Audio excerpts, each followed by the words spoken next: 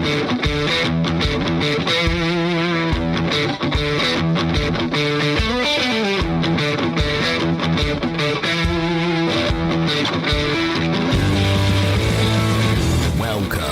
to the Fantasy Footballers DFS Podcast with your hosts, Kyle Borganoni and Matthew Betz.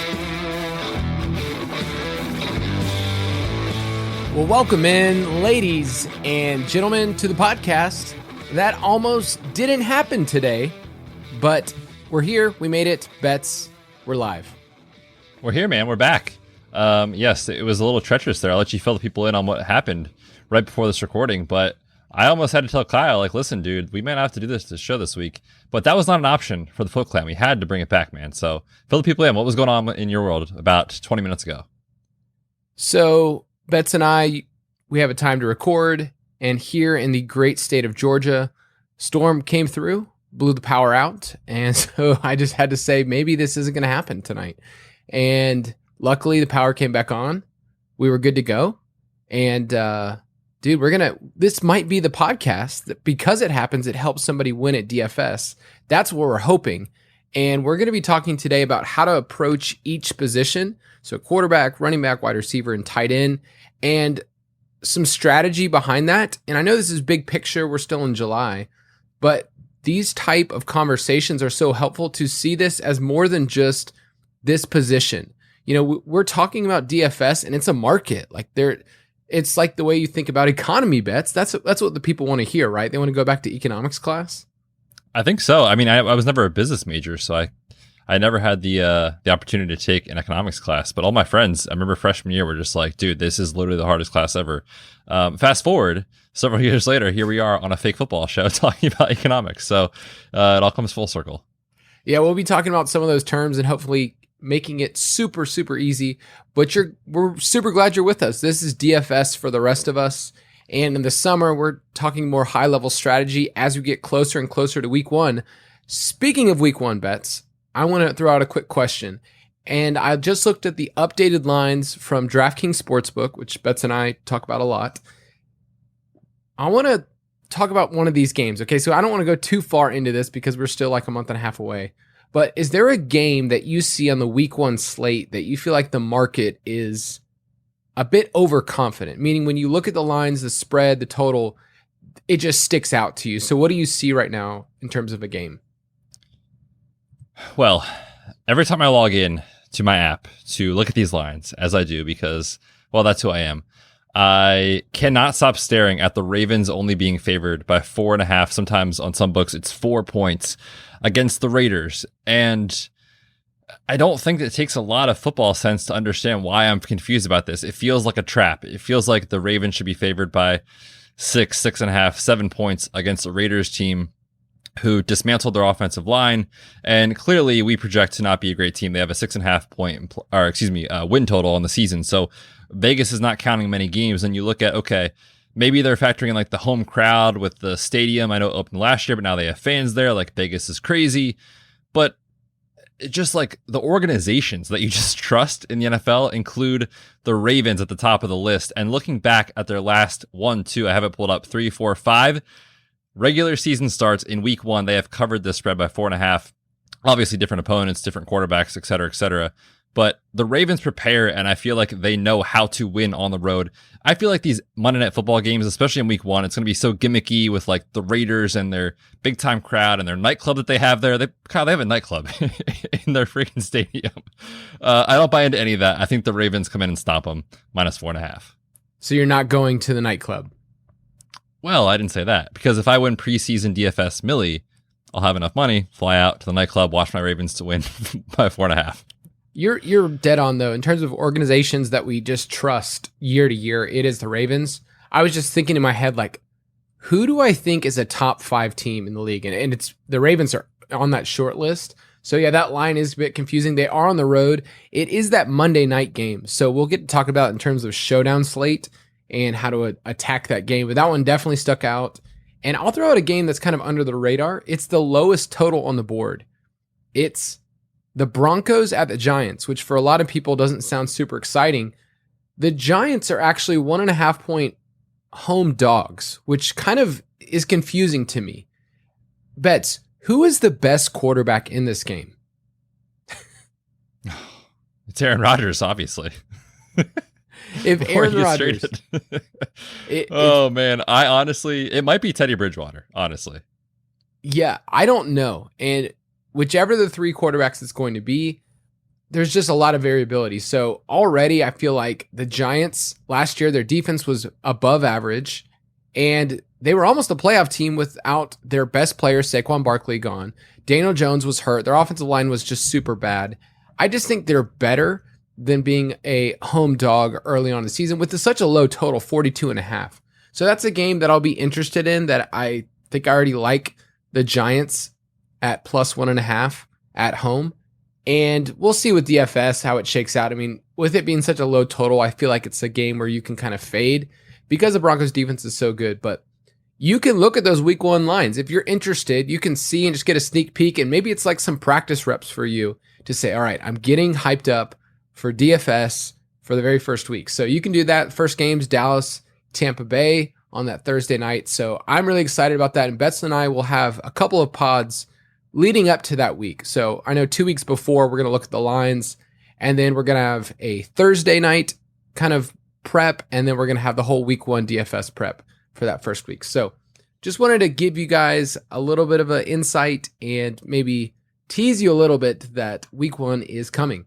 And if it's coming, Betz, that means that our Ultimate Draft Kit Plus, our DFS Pass, is still super cheap. And I mentioned it every single pod because we have people that reach out to us and say, hey, I listened to the pod and then I bought the Ultimate Draft Kit Plus. You remember that tweet we got the other day?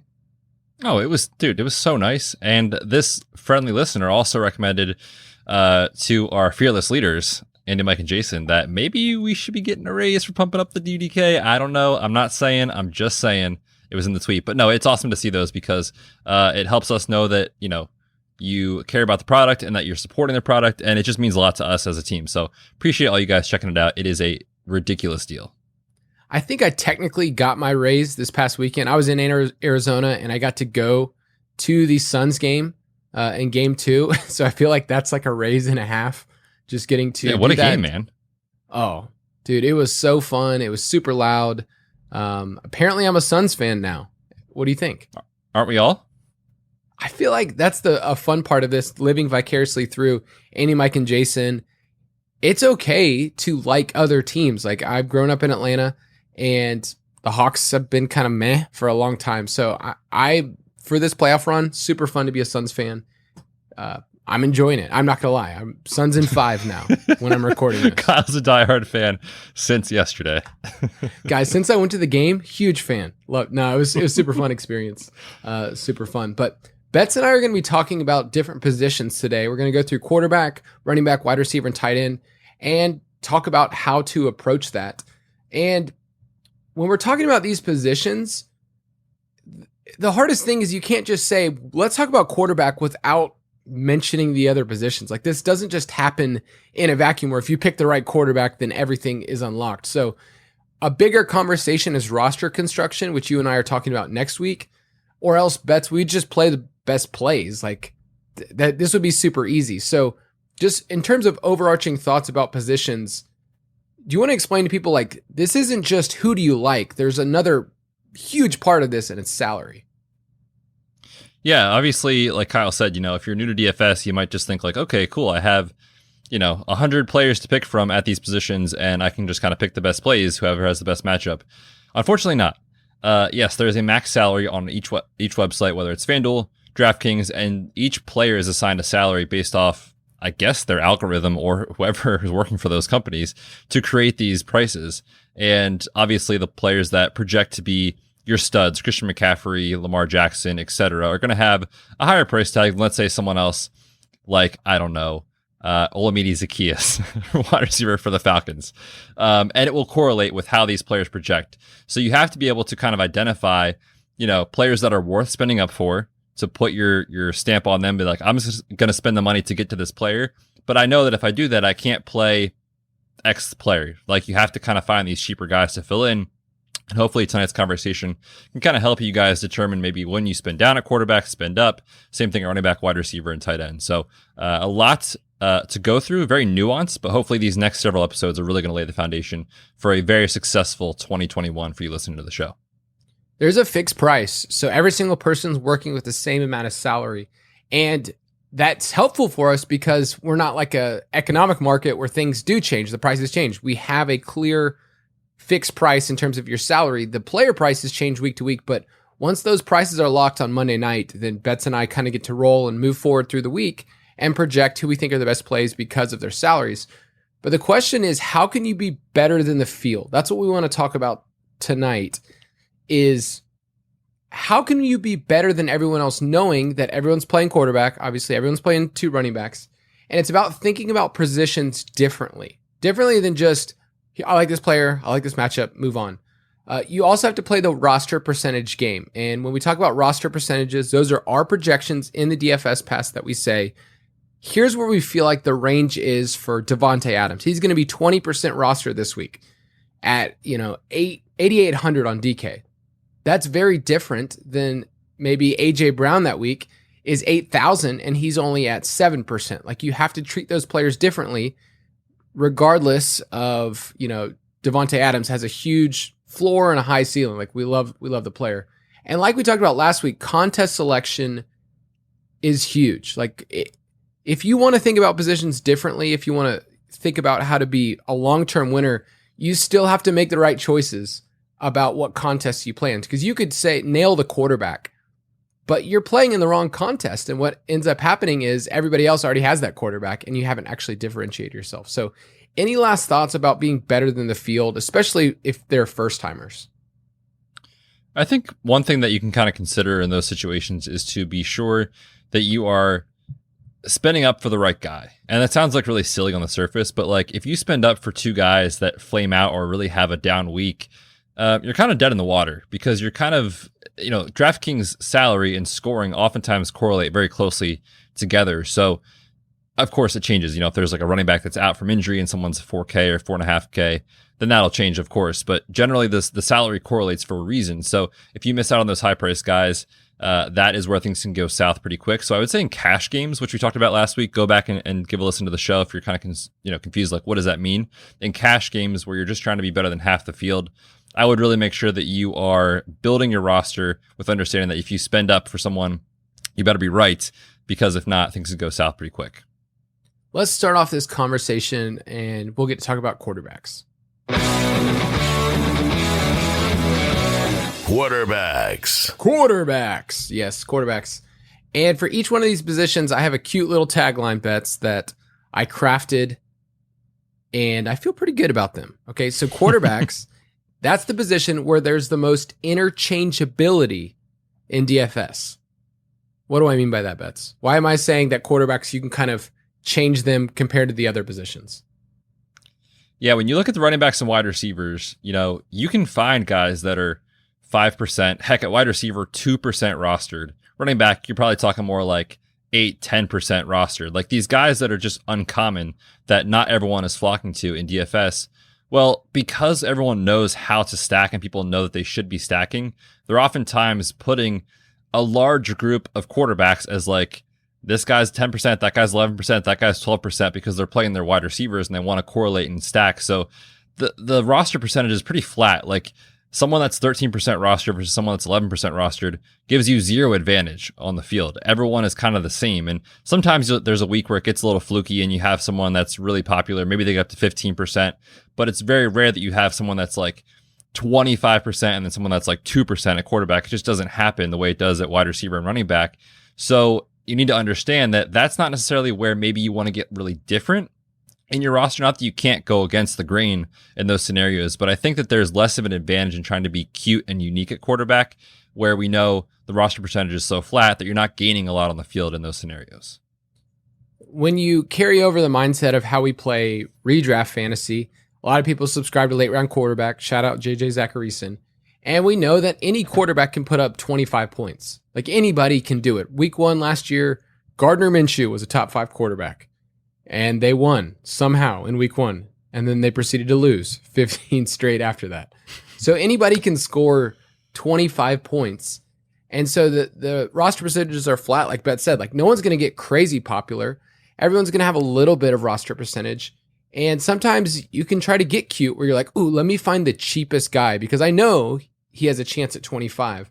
But there's also not a huge difference in salaries. If you go on FanDuel, FanDuel's prices are so clumped together that, you know, you pay up for somebody like a Russell Wilson or, you know, anybody in that tier, and you can find somebody else that's like, I don't know, 300 less, like Ryan Tannehill, that has the same exact ceiling.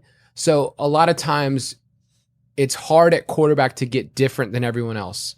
So I just want to make sure that's very clear with people. You want to find the guy that's the cheap one that's going to be able to do it. Like that's a great search each week. I love doing that, but it's a blessing that you can do that, but it's also a curse if you get too attached to the cheapies. Then you end up chasing points. And I've done that so much in the past where I'm like, let me find the quarterback that is super cheap, AKA Mike Glennon or somebody else. And you end up searching for something that's really not there. Well, there's a lot of quarterbacks, their floor is, you know, 250 yards and 2 touchdowns. Like you can bank on something like that from Justin Herbert or someone else last year. Like that was there. So what are people looking for in cash lineups at quarterback? Yeah, I would say in general, we want to emphasize floor, not over ceiling, because ceiling can help us get there. You know, like it's not bad if Patrick Mahomes throws 5 touchdowns. Like that's awesome. Of course, then we'll take that in cash. But you're more looking for floor to really stabilize your roster. You do not want to be the roster in a head-to-head, you know, 50-50, a double up that gets like 10 points from your quarterback. Everyone else is getting 20, 25, sometimes 30. So I think having a high floor is super, super important, especially in cash games. And what we look for is like, can this guy get me 20 points? Can this guy get 20 points at the quarterback position based off of a great matchup, based off of high rushing ability? That's huge in this sort of format. You know, we're looking for someone that's like, I'm going to go out, I'm going to get you 250 and 2 through the air and maybe pad the stats a little bit on the ground. Safe, reliable, something that you would say like, this player I'd feel confident starting in my redraft league. And in most scenarios, that's going to be perfectly fine for cash games DFS. Yeah, there's certain quarterbacks that just felt so safe last year. Josh Allen was one of those, Kyler Murray, where you might have had to pay up a little bit, but in cash, you knew that they could get there on the ground.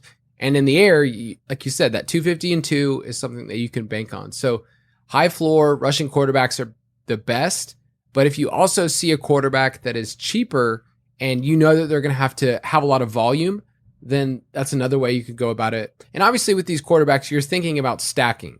Other than like a Lamar, I'm going to be stacking my quarterback with at least one other player, preferably a wide receiver or tight end, and saying, I think that this pairing is going to do well, that the wide receiver has a high, floor, he's going to get some targets, and those two are going to correlate pretty well together. But in a GPP, what you're asking is that player to 5x their salary. You're asking for them to do, so a $5,000, which is kind of the minimum for a lot of these quarterbacks, you're asking them to get 25 points, which is a lot, honestly, in a GPP. That's why those sometimes are super thin plays. But when you start thinking about these quarterbacks, they start getting bonuses too. You know, the 300-yard passing bonus is 3 points. That's huge. So when you get a player that's up, mid 6,000, 7,000, 8,000 range at quarterback, you're hoping I can get the 4 to 5x on that so I can win a GPP. But what do you think separates the quarterbacks that are like good plays to like great plays in some of these tournaments? Yeah, I think the thing that can really elevate quarterbacks in tournaments is really like those game scripts that just go absolutely bananas. Of course, you want that like high upside back and forth game. We talked about it on last week's show with, Baker Mayfield and Ryan Tannehill. That game last year that they just went absolutely berserk. There was over like 60 points scored in the game and both offenses just exploded.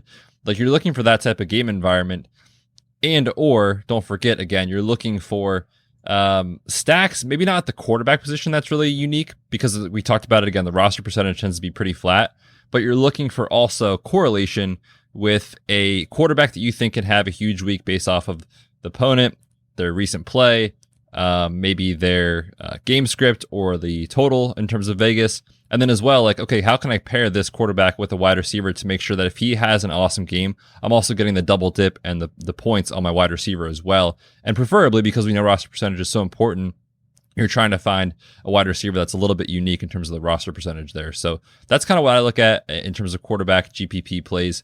But I feel like in general, you really want to make sure that you have a massive, massive ceiling at quarterback position, someone that can go out and kind of like break the slate, with a huge performance that week.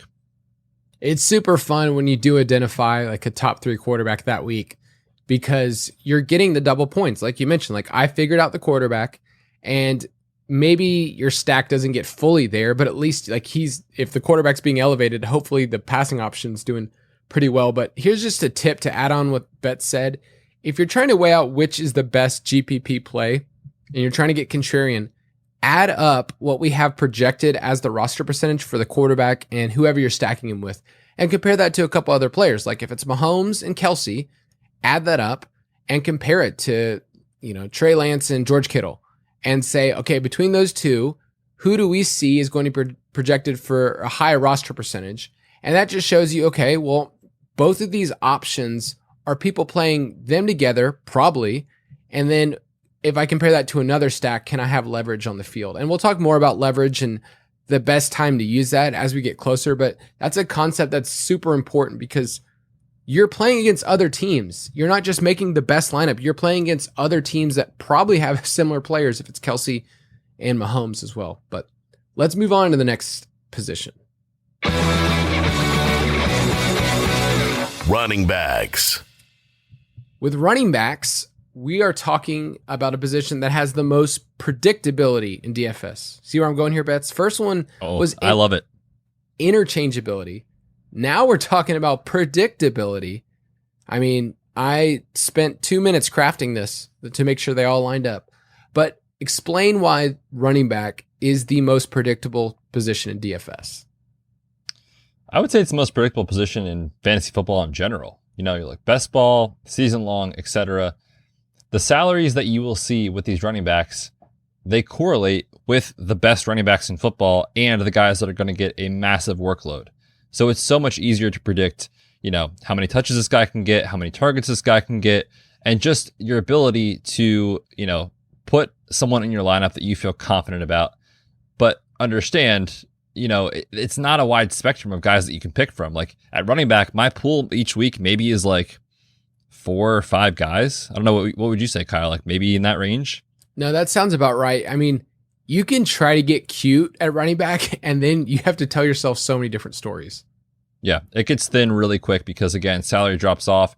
And as soon as I feel like you get below like 7K, all of a sudden you're looking at guys that you're like, well, this matchup is awful, or man, he's been losing touches to, Salvin Ahmed. Myles Gaskin's been losing touches. I don't know if I want to go to him this week. He's, 6,700, but I don't know. Like it just falls off very quickly where you have zero confidence in those running back plays.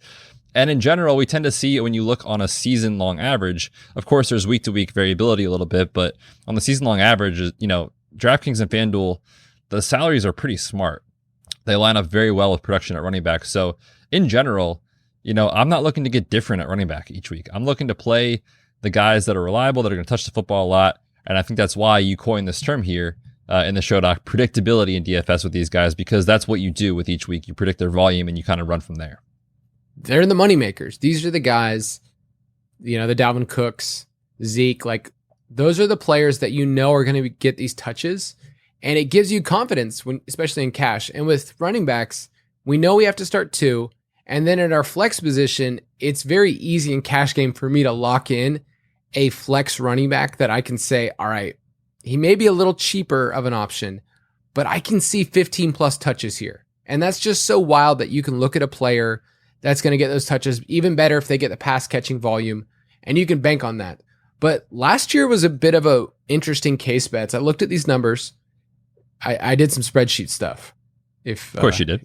If you're interested. But 2020 marked the fewest running back receiving fantasy points, or as Jason calls it, running through the air, the fewest running backs receiving points since 2012. Running backs averaged just 1.48 fantasy points per reception. That's for half-point leagues.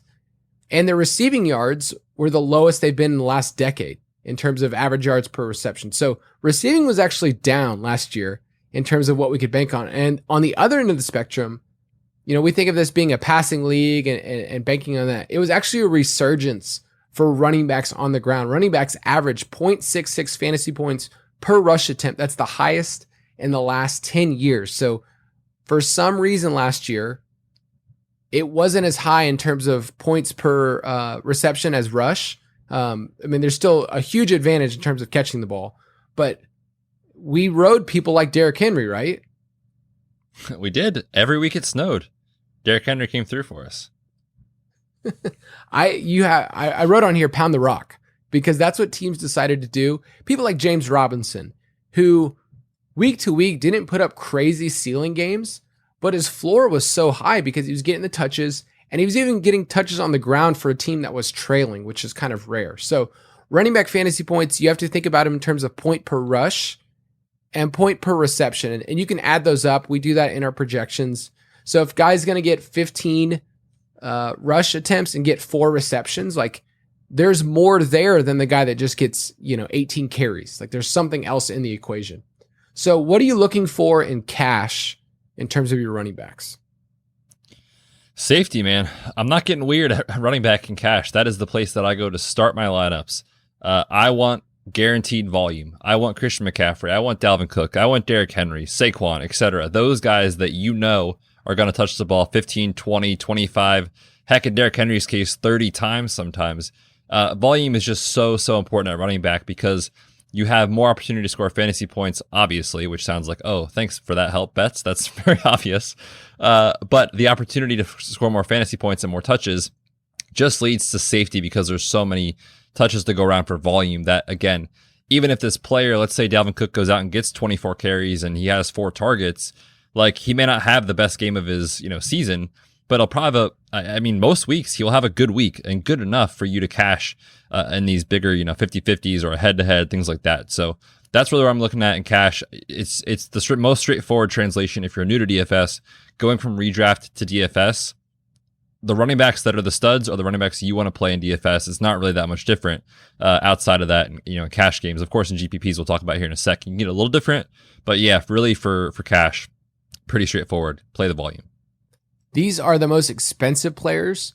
And so it brings in, I think, the scariest part of DFS, and that's figuring out who to fade, because players that are priced like that, the Derrick Henrys, there are weeks that maybe you need to fade him. They were 11-5 last year, and in their 5 losses, he averaged only 84 rushing yards per game, and the fantasy points were cut in half. So if you looked at the game script and said the Titans are going to lose, like that Browns game we mentioned last week and you mentioned earlier, then that was a week to fade him. And we have a very clear model for that. You created that, so that's easy to do. But fading running backs is a scary proposition because you look at the volume and you say, it's there. I can see it. That, I brought this up a couple of times, but the week that Dalvin Cook was out, it was Alexander Madison week against the Falcons. I don't know if you remember, it was just, he was the safest, easiest play. He wasn't like a high price. He was like a mid-level running back, and the volume was there, but he just didn't get there, and you had to take a stand on that. So any tips on how to figure out when to fade or when to just jump full into chalk?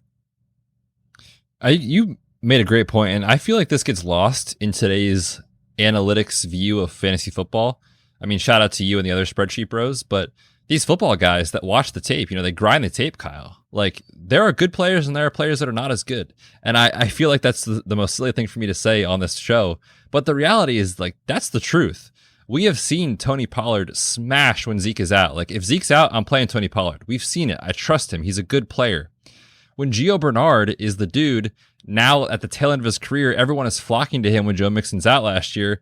You can tell yourself a story okay, Gio's getting older. We haven't seen a ceiling game from Gio in a couple of years. Is this right? He's cheap, but he's going to touch the ball. Is that right? So there's definitely different paths I think that you can take when you look at overall like player takes in terms of how they are and how they've been operating on the field.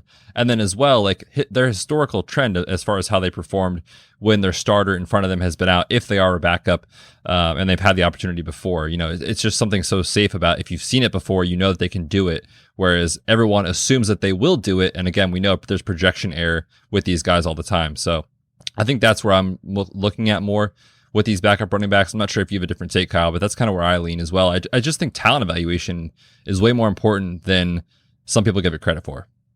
We love looking for the cheap guys. Like that's just like we mentioned before, that's the skeleton key that unlocks the rest of your lineup. And so if you're just telling yourself 2 or 3 stories to figure out if maybe this running back's the right guy, you're probably going too far. So it's a bit nuanced because everybody can really be a good player at running back when they're touching the ball 15 times. But the game script's super important. And for GPPs, those running backs that are like 7 or 8% rostered, I think those are usually the ones that end up winning those tournaments because, like, Nick Chubb's a great example. You can tell yourself a story with Nick Chubb and say he's not going to catch the ball. You know, so maybe you look at this game, you say, okay, I could see the Browns being down in this game. I could see the Browns, you know, not really being a team that I want to jump on this week. And so Nick Chubb gets off your board and he gets at 6, 7, 8% rostered. But we know Nick Chubb. We know he's a good football player, Betz. Like you mentioned, he can break long runs. He can have huge 2-touchdown, 100-yard games, get you the bonus, and end up being the RB3 or 4 that week. So those are the things that I'm looking for in terms of GPP running backs. I'm looking at who are the top tier guys, and they're clearly the best plays in cash. They're priced there for a reason. But in GPPs, I want to find the running backs also that have a similar ceiling. It's just usually there's this narrative that we can just kind of say, all right, well, they're not as safe, but we're not looking for safety in GPPs. We're looking for players that can hit a ceiling, might hit their ceiling, and that kind of confusion is causing people to kind of lay off a little bit. Do you think that people are scared to look at running backs that way because we like the guaranteed volume so much? Like, because it's so predictable, it can be hard to take a plunge in GPP. I think so, but at the same time, I don't like the whole argument about like predicting volume that you might say can help you get different. We're not talking about playing these guys that are so off the board. Like Kyle mentioned Nick Chubb. We know he's going to touch the ball. Like, it's not a matter of volume for him. I feel like a lot of times in DFS, people will take volume plus matchup, insert here and go, and they'll just move on right away. And obviously that sometimes is a good strategy. I'll probably do that in cash most weeks. But when you're looking at these guys that Kyle's mentioning, these guys that somehow dip below 10% rostered in these tournaments that you're looking to get different at running back, you know, there's going to be good plays that just either have a suboptimal matchup.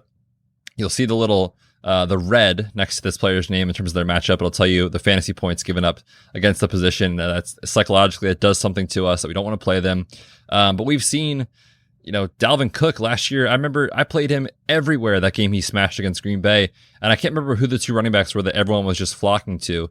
Dalvin Cook was like going against a horrible run defense, so it matched up, but he just wasn't the popular play that week. So the groupthink in this game is insane. You will see people talk about players and write about players and talk about players, you know, on their shows. And all of a sudden you'll have this thing where you're like, wait a minute, everyone's talking about the same guys. The roster percentage will condense on 3 to 4 running backs every week. There's probably maybe 2, maybe 3 that are good plays. They're just not the optimal best plays. But again, we see the chalk fail all the time. So I think you don't have to get that different. Just be willing to look at where is the volume possible, but the roster percentage is not going there. The matchups, I think a lot of the time do dictate it. You brought up the green and the red. That's just plays with your mind already. And a player that this was just so clear last year is your boy, Miles Sanders. His 2 best games last year were against Pittsburgh and Baltimore, I believe. Like he had some long runs, and he was a player that no one wanted to play because it's Pittsburgh. Like, why would you do that? And he was a great play that week. So matchups isn't everything. I would say that's more of a GPP play, but realize that when we're super confident in the workload and we're super confident in the game script, that's usually a chance to take advantage for running backs because the guys at the top are going to be rostered a ton, and rightfully so. We are going to say over and over again, we're gonna sound dumb each week when we talk about our cash game plays. Be like, I want to play CMC this week. Like, that makes sense. But when he's $10,000, you have to pay up. And when, a Miles Sanders or Nick Chubb, let's just use him. Like, he's going to be around 8,000, 7,600. And he has a similar ceiling to CMC if he really were to go off. But let's go to the next position. It's wide receivers. Wide receivers. Wide receivers, Betz. We talk about this all the time. Have the most volatility in DFS. What do we mean by that? They are a roller coaster. If you look at like a better example might be like an EKG in terms of like a weekly scoring output from a fantasy wide receiver that's not named Devontae Adams. Last year was just obscene what he did. He was almost like a cash game running back last year, honestly, for Devontae Adams with his salary and how many points he was putting up. But that is not the norm at wide receiver. You will see big spike weeks and then all of a sudden a player disappear for 6 fantasy points. They're back up, they're back down. Maybe they kind of go in the middle somewhere. They're back up, they're back down. Like, it just week to week, we can't predict it as well as we would like to, as well as maybe we think we can. So they are extremely volatile in that I think of any position in this game, they probably have the most error in terms of what you'll see in projection. And not that it's not, right to project them for a certain number of points or targets or yards or whatever, but we just know because we're relying on a quarterback to make the play. We're relying on the offensive line to make the play, the quarterback to drop back to make the correct read, then make the correct throw. Then the wide receiver has to catch it. Then he has to produce when he has the ball in his hands. Like, you're asking a lot to go right for those scenarios for wide receivers in general in football, that we just know that there's a lot of spiked weeks and there's a lot of down weeks that come along with it. So getting stuck in locking in these projections for these wide receivers as facts can be really tricky because they're so volatile. We know that there's going to be passing volume for every single offense outside of, Cam Newton last year or whatever. Like, we know that there are going to be passes thrown, but the way that it gets distributed each week is kind of a mystery. We look at certain players, Michael Thomas, Devontae Adams, like, okay, they're going to get their 8-9 targets. Like, that's there and they're expensive. But outside of that, it gets spread around a ton. Like, maybe this is the week where the tight end catches the touchdown and they run 2 in. And you're like, holy crap, what happened to the wide receivers this week? I was banking on that secondary just being terrible, and it just didn't work out that way. So wide receivers is kind of spread thin. Maybe you banked on it being the wide receiver 1, and it's the week we mentioned last time, Corey Davis goes off. And you're like, what the crap? A.J. Brown is the best player on the field. Why is Corey Davis going for 182? So that's just something you need to recognize, that each week, last year, every single wide receiver in the NFL, every single one, had at least 1 week outside of the top 50. And Stephon Diggs is he was 50th overall, but everyone else was just even way past that. But when you look at Stephon Diggs, he was the mark of consistency last year, led the league in targets, receptions. He was awesome, right? He only had 5 weeks where he had over 25 PPR points. 5 weeks. That's like not crazy. So there wasn't just like, you could have played Diggs and 20 points is great, and that works in cash, but in a GPP, that's actually not getting you there. He's not doing more than 4x, and that's what you need in a GPP. So every single wide receiver has ups and downs, and it's just important to recognize that so that you don't assume that you're right every single time. For wide receivers in cash, what are you looking for? Targets, and more targets, especially if a player is cheap and that we know that they have a role in the offense as far as getting targets.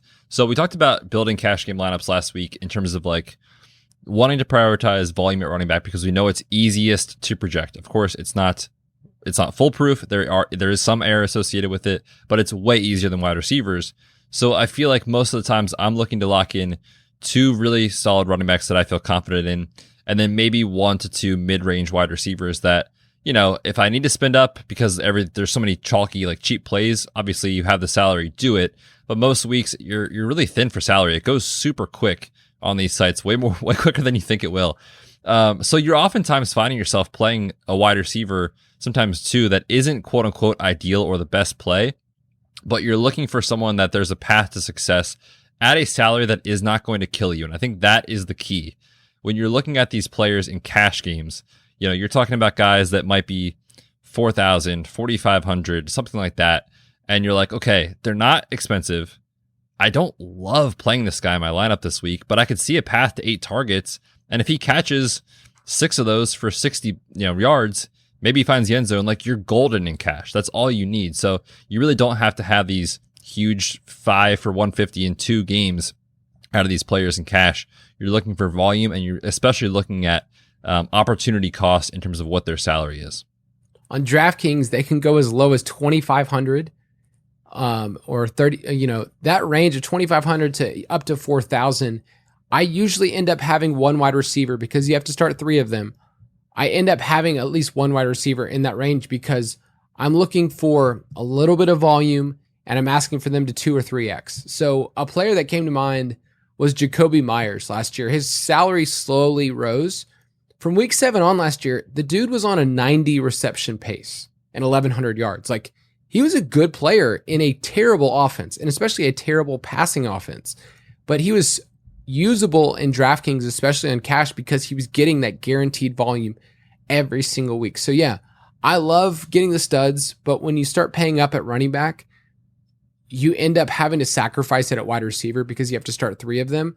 And I love you mentioned Adams. He really was like a running back last year. He was like a goal line running back because the way they used him in the red zone, but you can't use him every single week. So yeah, finding the cheapie is great. And we just care about, 5 targets, 6 targets, 7 targets for these guys. And they can pay off. The end zone is tough, especially when you look at guys that are kind of just more PPR dudes, but that's kind of what you want. But in GPP, this is super important. GPP is for wide receivers, I think, the hardest because there are so many different dudes. I mean, there are 50 guys you could choose from each week that could end up, as the number 1 wide receiver. Like Richie James was the number 1 wide receiver last week. Richie James for the Niners. Like, there's just I remember that Thursday night game. It's wild. There's just weird plays. So yeah, for sure. And there's weeks where like Marquez Valdez-Scantling is going to outscore Devontae Adams.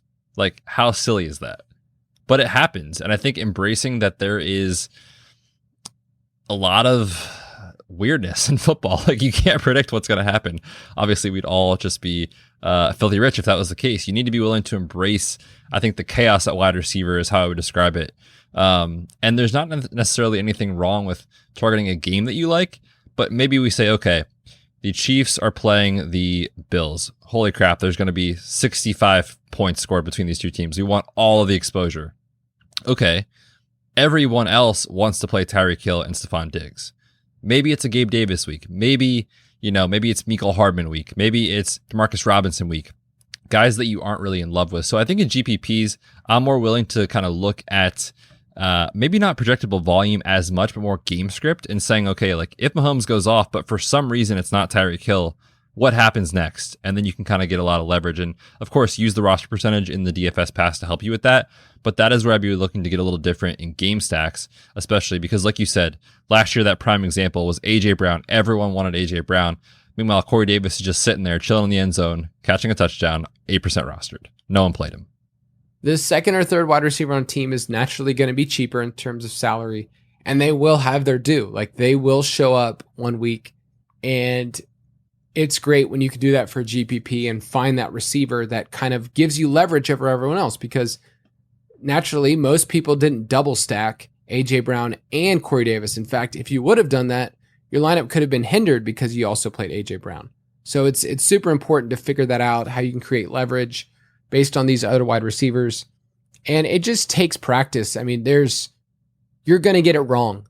You're going to get it super wrong that you picked, the thin wide receiver play in GPP and it just didn't hit that week. I remember Henry Ruggs was one of those players we talked about a couple times, and he eventually did hit because, he can go for 100 yards on a long bomb, but it's taking a stab at that in GPPs. And then if you're building multiple lineups, which you should, if it's a contest with 20 entries max, you should be saying, all right, I like this team. This is in my pool of players. I'm going to see if I can create a lineup with Corey Davis as the guy, and just say, hey, they don't get there through Derrick Henry. They don't get there through AJ Brown, which I know is crazy, and instead say it's going to be Corey Davis. So any other last thoughts on wide receivers?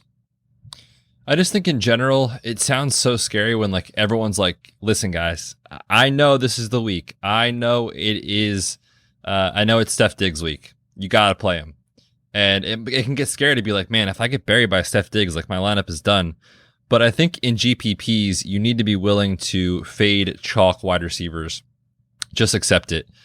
I think if you do that more times than not in the long run, if you play for a couple of years or even in a season, you're probably going to be way more profitable in that process. So I think if there's someone that's condensing, what would you say, like maybe above like 20% at wide receiver? I'm usually looking elsewhere. Maybe in cash, I'll spend up for that player, but in GPPs, I'm looking to get out. Yeah, because there are 3 spots in there. I think once you start going above 15 to 20, that's super high. And you won't find tons of receivers there. But once they start going above 20, it gets scary. And that's when you have to make a stance. I'll also just add that we have an article in the DFS Pass each week. We talk about wide receiver and cornerback matchups. And that's just another part of this to play. It's not perfect science because not every single cornerback is going to shadow. A lot of cornerbacks are learning how to play different parts of the field. But we talk about matchups in the slot, who to fade, which is the high price studs really like, and the low budget volume are basically the best plays. Like that's my favorite part of that section of that article is to find the guys that are cheap that we say, hey, they might get 6-7 targets this week. And based on their price, they're a good play. But let's go to one final position. Tight ends. That was a different drop than the others. I honestly completely forgot about this. All right, last one. So just to recap for those who are taking notes at home, they're sharing it with their parents, whatever they're doing, quarterbacks is the most interchangeability in DFS. Running backs, most predictability. Wide receivers are the most volatility. And tight ends bets have the most polarity in DFS. Thank you. Well played. Well played. Thank you very much. So what do I mean by that? There's 2 options.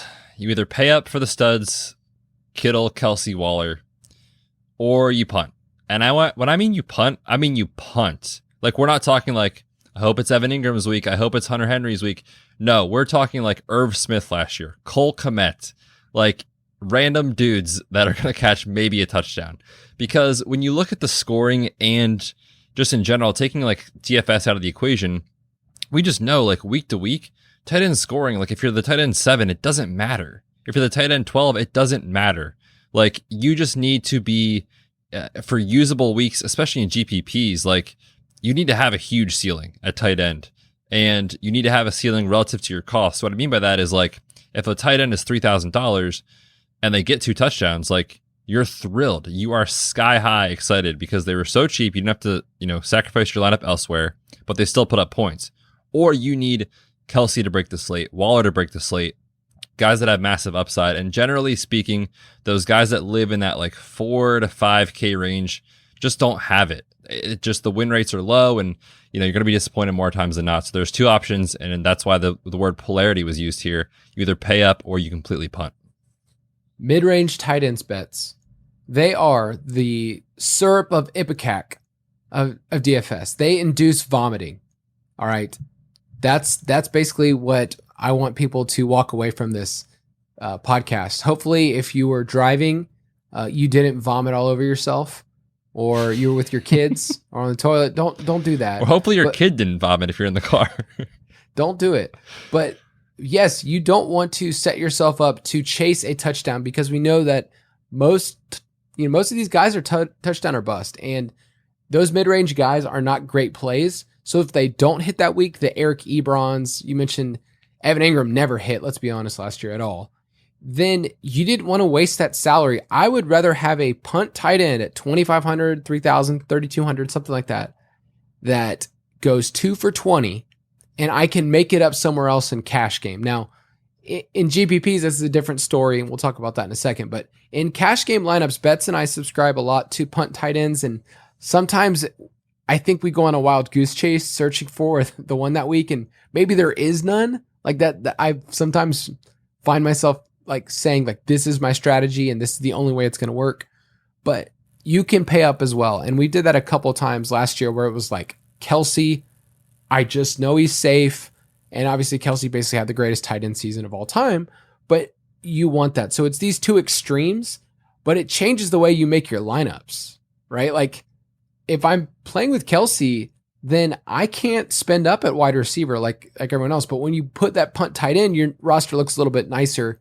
You can fit in more. So talk to the people about that tension. Yeah. Well, the thing with Kelsey last year is like, if you just took the TE away from his name, you would say, man, he's underpriced relative to what he's doing. He's the wide receiver 2 behind Devontae Adams, basically. So I think last year that was a unique scenario where it made a lot of sense to pay up some weeks because you're getting a wide receiver 1 in the tight end slot, but you're not paying a wide receiver 1 salary sometimes. So that was unique. But yeah, I mean, the difference between the two scenarios, especially at punt tight end, like in cash games, like Kyle's saying, you are living with a 0, and sometimes that's okay. Like if I'm playing a $2.5 thousand dollars, tight end in cash, and I walk away with 2 points, the thing is that you just know that the rest of your roster is so strong because you have the salary to make up for it that it usually won't kill you. Like that's not going to be the deciding factor. Evan Ingram is not going to bury you. Hunter Henry is not going to bury you. Jared Cook last year wasn't going to bury you in these lineups like the way a Devonta Adams could, a Christian McCaffrey could, et cetera, et cetera. So I think in those scenarios, like people get so nervous because they're like, dude, I would never want to play this guy. Like this sounds horrific. I would never want to play Anthony Firkser last year. But there were times where it just made sense because there was a little bit more opportunity. Maybe there was a player out in front of them. The salary didn't adjust and they were just so cheap that it was like, if things go super, horrific here for this player, you're still going to be okay because the rest of your lineup is good enough to get you there. I'll say this with GPP because there are weeks where tight end is just flat across the board. Like if you go back and look at top 10 tight ends each week, there are weeks where like the number 5 tight end scored 9 points. And you're like, why is this guy the number 5 tight end? It's just because the position as a whole. And you got lucky that week that you didn't pay up or whatever. But then there's other weeks where Kelsey goes off for 30 or Waller and you are buried. You are just completely buried because you had a super thin play. So listen to what I'm saying. Like punt tight end is fun. It's one of my favorite parts of DFS to identify. But in GPPs, you have to be very careful that you're not just looking for a floor play of this guy got 6 points. Because a lot of times you're looking for the tight end that might be correlated with the quarterback. So you're saying these two guys are going together. I think the tight end gets one of those touchdowns, and maybe this guy gets me 12 to 18 points, and I think I can get there. So it's super important not just to punt and say, I'm going to punt no matter what. You are playing in a spectrum, and there's a high end of the spectrum that only a couple of players can hit. There's still players like that, like Tyler Higbee, that are super interesting because we know that maybe they can get there. We've seen it before. And you can tell yourself a story. But yeah, GPP, you can get buried very quickly at tight end because it was Waller week and you were out. I 100% cannot wait to lose so much money on Tyler Higbee this year. I can already feel it.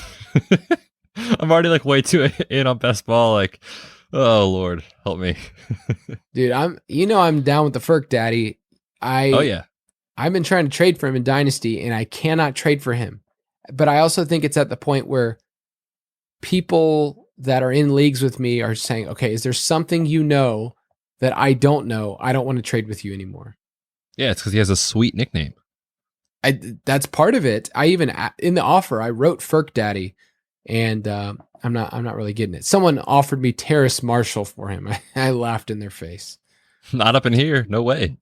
They don't know who Terrace Not on this Marshall show. Any quick last thoughts on tight end? Because it's a onesie position. Some weeks it means nothing. And then other weeks it's like you didn't have the guy, you're screwed. So any last thoughts on tight end? No, I think we covered it there. I think the biggest thing is like in cash games, I'm more willing to punt. I think in GPPs, I'm more willing to spend up, like you said, to get that huge ceiling week from a Kelsey, Kittle, Waller, etc. And when I mention middle tight ends, they just soak up percentage that I don't care about. But if you do find a tight end that is like 1-2%, and they do get the 2 touchdown week, then that is a crazy advantage. And it can happen. Like and Eric Ebron could do that, but it's just not something that you're going to be able to hit time and time out. But one last position, I don't have a drop for this. It's not really worth our time, but we had to mention it, Betz, just for the people out there. And that's defenses, because we do play with them. Unfortunately, we don't play with kickers, but defenses have the most sensitivity in DFS, meaning they are price specific. So what do I mean by the fact that they are price specific bets? I said you can win with the 0 from your tight end in the last section we talked about. You can win with negative points from your defense and still win in DFS. I remember there was a week last year, I don't remember the defense I played, but they had like -6 points, like horrific, like bottom barrel defense, probably like the Jets or something that were like 2,100 that had an awful week, but I'm not spending up on defense hardly ever. They are a filler position. You're plugging them in, and that we just know like it's not common for a defense to go for 25 fantasy points. It happens, of course, time to time. Strip sack, a couple of turnovers, an interception recovery or something like that. Like it happens, but you can't predict it. And so it's one of those things that I'm just willing to kind of like take a salary discount, I guess, to plug them into my lineup. I am certainly not looking to say, okay, well, I could have this wide receiver and play this cool defense, or I could have this like, really bad defense, but this like wide receiver is great. Like that's what I'm doing.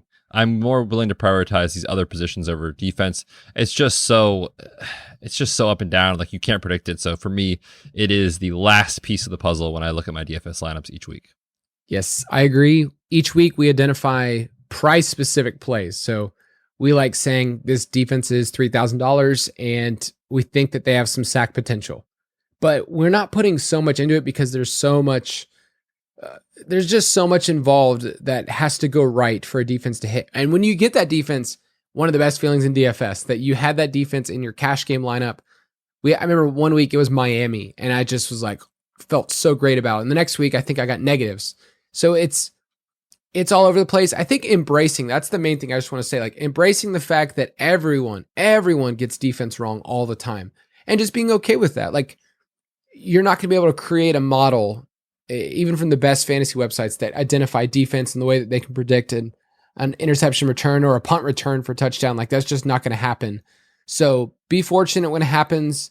And when it happens against you, just say, hey, I did not see, the Jets beating the Rams. I did not see that. I did not see the Jets beating the Browns bets. Did you see them win those two games? I mean, I'm not going to say I called it, but no, I did not see that coming. But I will also say that those are scenarios where, there will be weeks where there is a chalk defense. Like you said, like the Rams, they're going to smash the Jets. I'm going to play the Rams defense this week. Well, not so fast. Like that's the hardest position for us to predict in fantasy. And if there's going to be anyone that's chalk in defense, 12%, 15%, heck, 20%. I remember there was a week last year, it was like the Cowboys week against the Bengals or something. Like it was so bad. It was so chalky. It's just so easy to fade. So I would recommend to anyone, you see that in the roster percentages, it automatically a light bulb is going off in your head that says, why is this happening? I should fade this. So if you trekked with us, hopefully you got to see each of those positions, see how we approach them. We're going to keep building on this as we go through July, move into August. So we've talked about our mistakes. Betz and I have talked about how to approach these positions. Next week, we're going to put these positions together and talk about roster construction. We talked about roster construction for Best Ball. For DFS, it's a little different. We're also going to mention roster percentages and kind of give you a little bit of a tease of what we do in the DFS Pass in terms of our roster percentage projections. But Betz, before you head off to the beach, which I know you are ready, you got a fresh cut, you're ready. Any last words for the people? I would just really encourage people to smash the subscribe button, man. This next couple of weeks is going to be awesome. I'm really excited about what we're building, going back to kind of how to build a lineup, how to win in DFS. Stick around. It's going to be a fun summer. We'll see you guys next week.